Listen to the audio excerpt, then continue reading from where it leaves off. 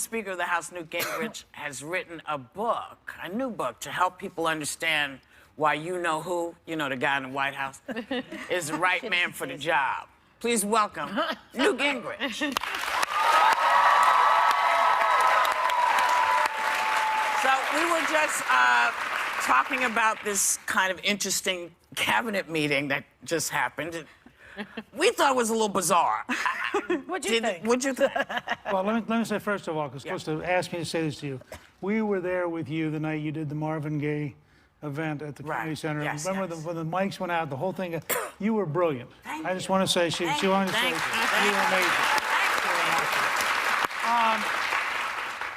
Well, understanding Trump, whether you like him or dislike him, is really designed to say, look, the guy's really different, and here's some examples of why he's really different.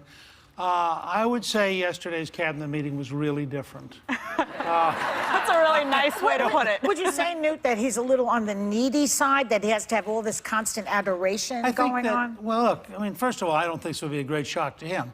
If you have a Trump tower and a Trump club with a Trump water... Yeah, it's not enough. It's possible that the centrality of Trump is a significant part of his life. I would say. And, of course, now he has a Trump Air Force One and a Trump Marine One and a Trump White House. So I'm Well, he sorry, doesn't wait, have that. no, he didn't, no. He has the United States of America's Yeah. he has an Air Force One. Sorry, those belong to us. In his mind, He can use them, but he can't have them.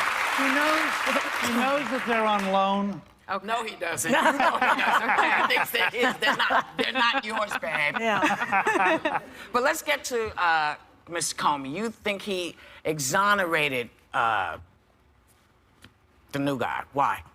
Well, I think he, first of all, said flatly that there's no evidence that he has that there's anything involving Trump and Russia. Now, it's pretty hard. You know, if the FBI director says to you after 5 months of looking, I can't find anything, maybe it's possible there isn't anything there. Second, he pointed out, for example, that the New York Times page one story, there was this big scandal story, was totally false. Which total scandal? Which one? This was one that was based on some leaks from people. And Comey made a good point, which is when you're reading about an anonymous source with a classified leak, the odds are the person who you're talking to didn't have the classified leak, and the person who had the classified information didn't actually tell the person who had the leak.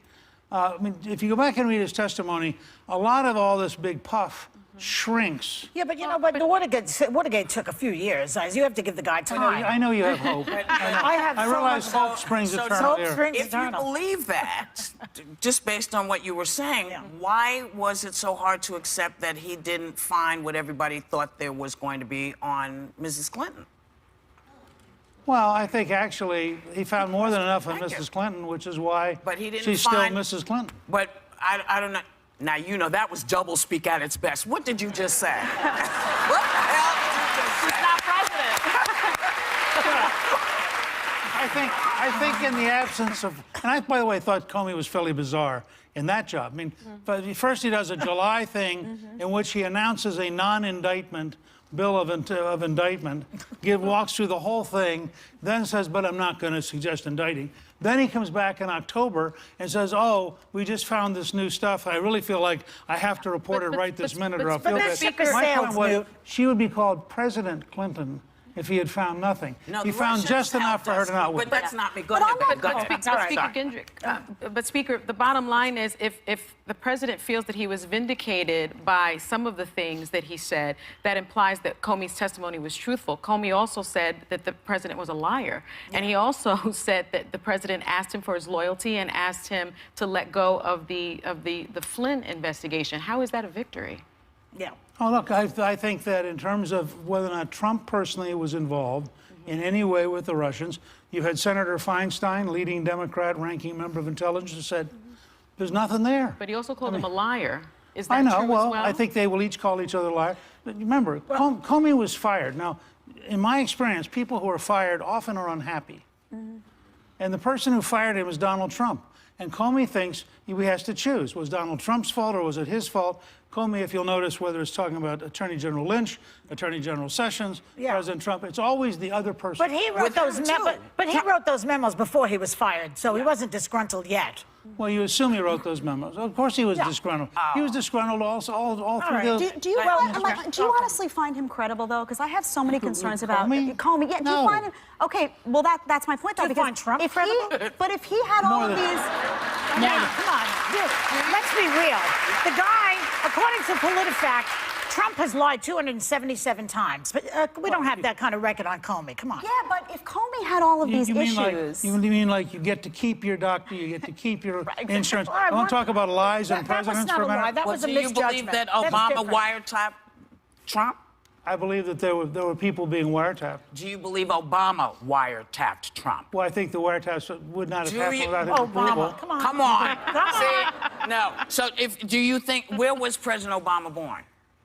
I've been in Honolulu. Okay, so you thank God. So he lied about that. Yeah. Even And after do he you knew believe it. there was... I'm not here to liar. defend. I'm not going to defend Trump as a paragon of purity. No, not a paragon of purity, but a guy who at least will tell the truth.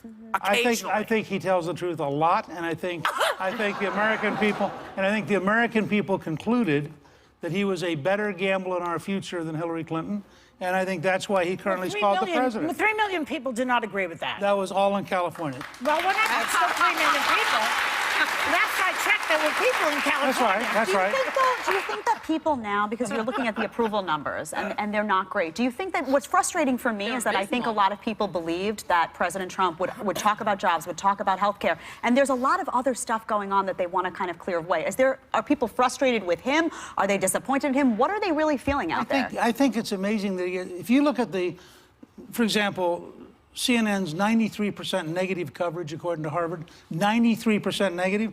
I think it's a miracle that Trump has any approval.